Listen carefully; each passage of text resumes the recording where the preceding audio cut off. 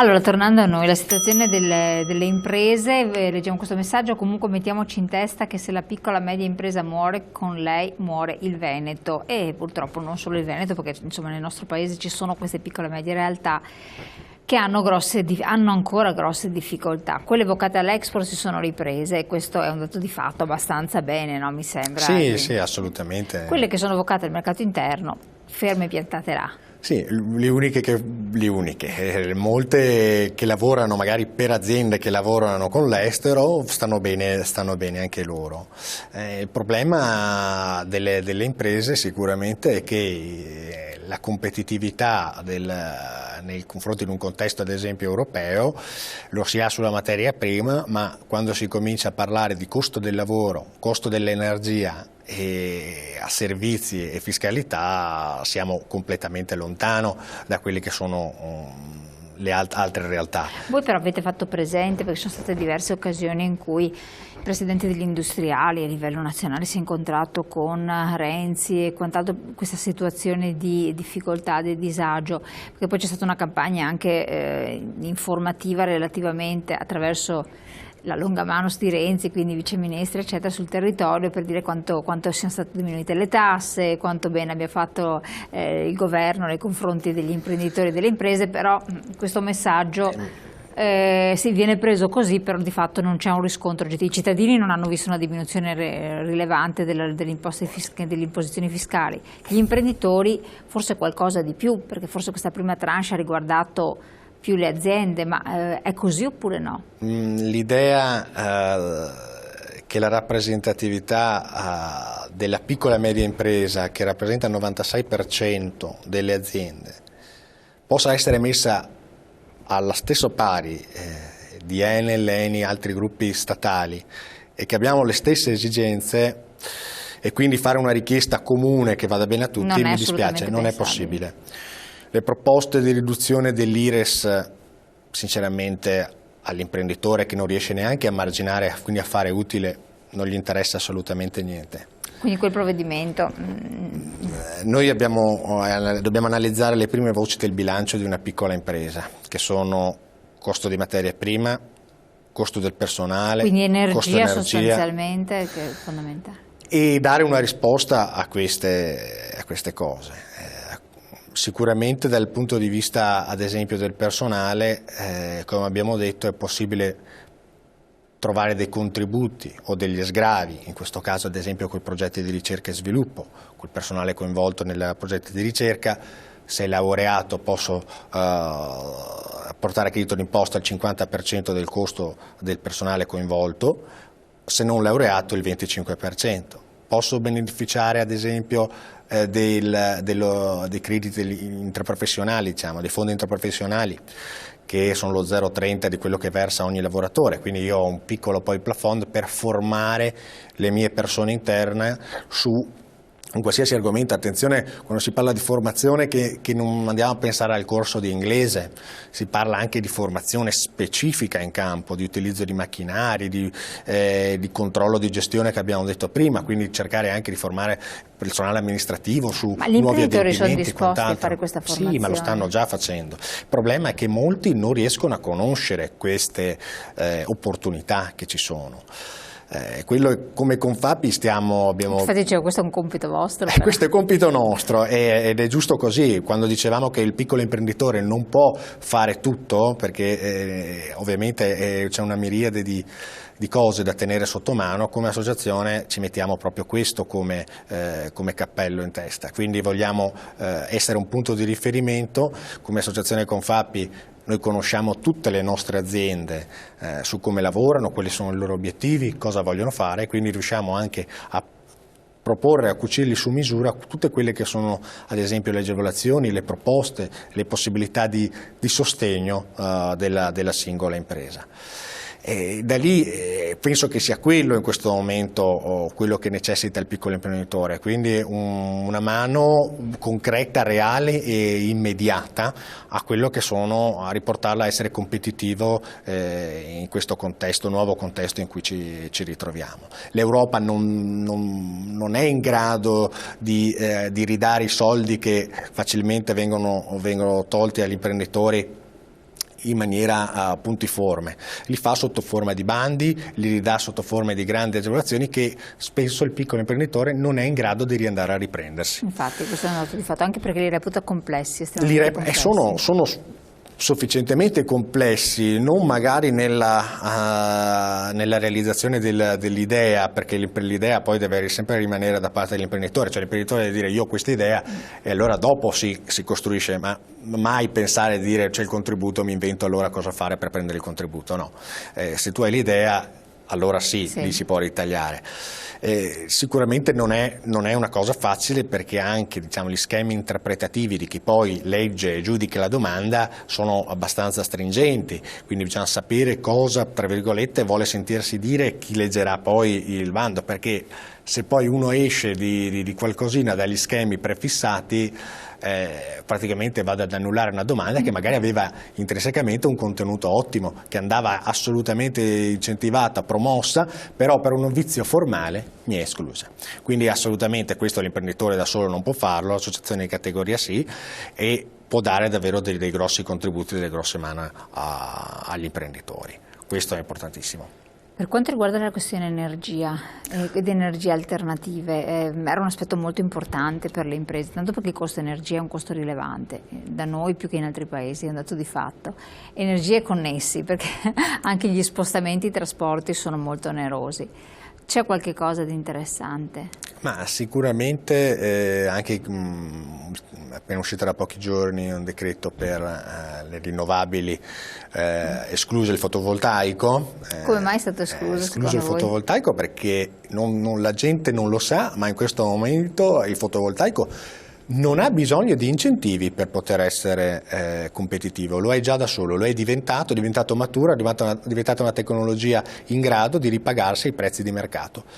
Cioè, purtroppo lo Stato ha interrotto troppo presto gli incentivi, non è riuscito a portarlo gradualmente, infatti molte persone credono ancora che il fotovoltaico non sia conveniente perché non ci sono più gli incentivi, ma in realtà in questo momento se l'impianto è adatto all'autoconsumo, quindi a quello che sono i consumi energetici dell'azienda, è assolutamente alla stessa convenienza di quando era incentivato, quindi è la prima forse fonte energetica rinnovabile a essere in grado di autopagarsi normalmente senza la necessità di alcun sussidio o incentivo.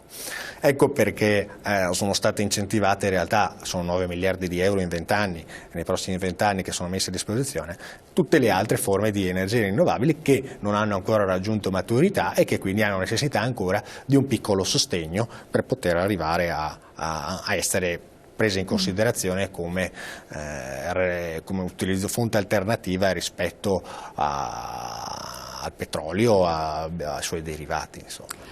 Quindi agevolazioni, mi ho visto, a parte questo discorso non ce ne sono altre però?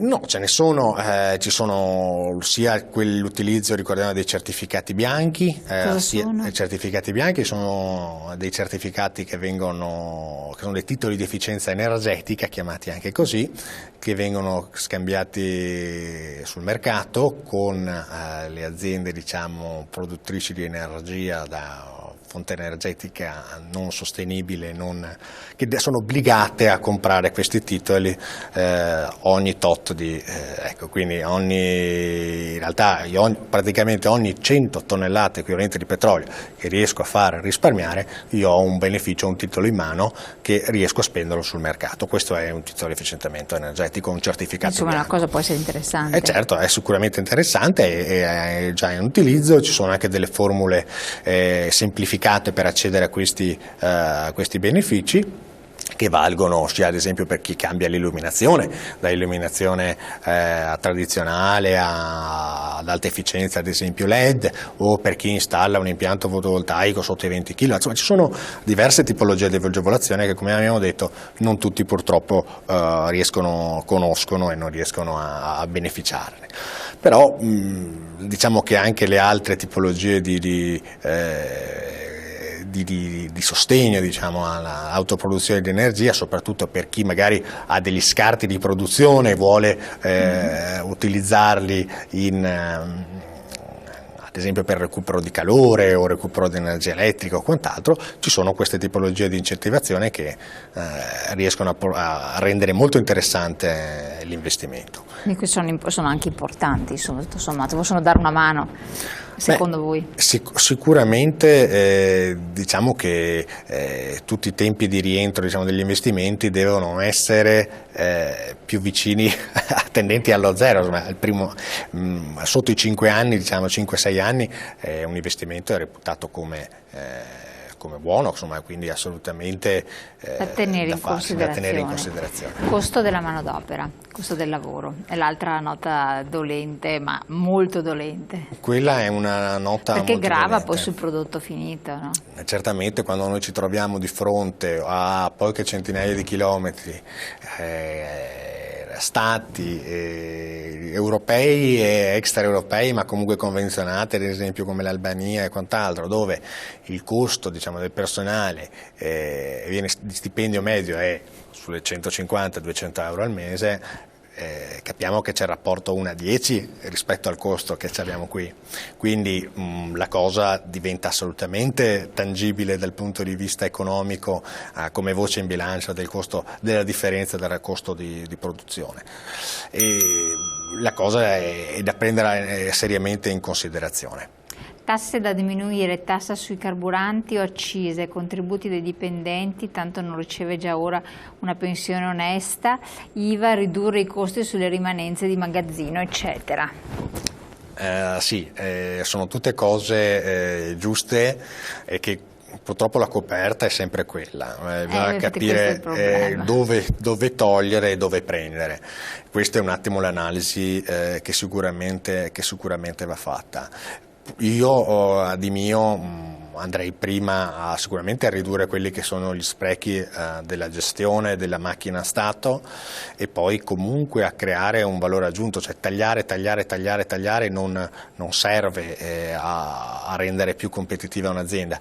A un certo punto, oltre ai tagli, bisogna creare valore, bisogna creare qualcosa e l'Italia ha tutti i presupposti per poterlo fare. Noi abbiamo l'80% dei beni culturali al mondo, possiamo puntare davvero su un turismo culturale, no gastronomico, possiamo puntare sull'innovazione tecnologica di cui siamo comunque leader, sul rinnovabile, su tante tecnologie su cui noi siamo davvero vincenti.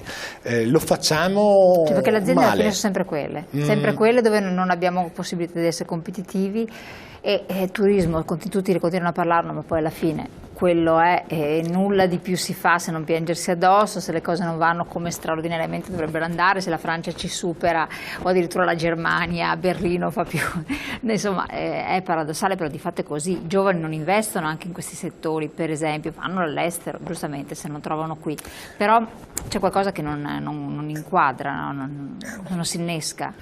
Io sono del pensiero che quando si investe bisogna scegliere in cosa investire, non si può a pioggia accontentare con miseri contributi un po' tutti, perché magari rimane contento per un annetto il singolo imprenditore che ha vinto il bando, che ha fatto qualcosa, però effettivamente dopo a fianco a sé non trova terreno florido per poter emergere, per poter andare avanti. È necessario invece che ci siano dei cavalli a battaglia su cui investire tutte le risorse che siano trainanti per gli altri settori e questo è a mio avviso l'unica strada da poter prendere in considerazione, insomma, per ottenere velocemente una ripresa. Quindi non agevolazioni sostanzialmente? Possono essere anche considerate agevolazioni, l'importante è che decidiamo su cosa voler investire. Le agevolazioni sì, ma se incominciamo ad agevolare qualsiasi settore, ogni settore, vuol dire che diamo una briciola a testa e nessuno ne trae vantaggio. Un po' diminuire €1 a testa di tasse non serve a niente, bisogna procedere insomma in modo importante per muovere anche i consumi sostanzialmente. Per muovere i consumi e per poter diventare leader e creare anche un valore aggiunto su quello che diamo. Noi abbiamo beni culturali, abbiamo dei costi anche di ingresso quando io vado in giro per l'Europa, quando entro in un museo o quant'altro. spendo i soldi volentieri, e non mi interessa spenderle 20 euro, 25 euro, ho necessità, ho voglia di entrare a vedere. Qui in Italia bisogna fare così, bisogna aggiungere un servizio e bisogna aumentare quelli che possono essere i prezzi di chi vuole entrare a fruire ad esempio di quello che possiamo dare a chi ci viene a trovare, insomma, al turismo, ai turisti e quant'altro. Aumentare i servizi che spesso sono lontani da quelli che sono i pensieri medi delle persone. Guardiamo per esempio la connessione, quando chi viene in aereo per andare a vedere Venezia si trova ancora in qualche modo spiazzato che non ci siano dei sistemi di connessione efficienti, veloci e quant'altro. Ci sono dei problemi da questo punto di vista anche infrastrutturali che ci penalizzano da questo punto di vista. Credo che sia questa, insomma, la strada da percorrere in questo momento. Perfetto, andiamo in pubblicità e poi torniamo insieme.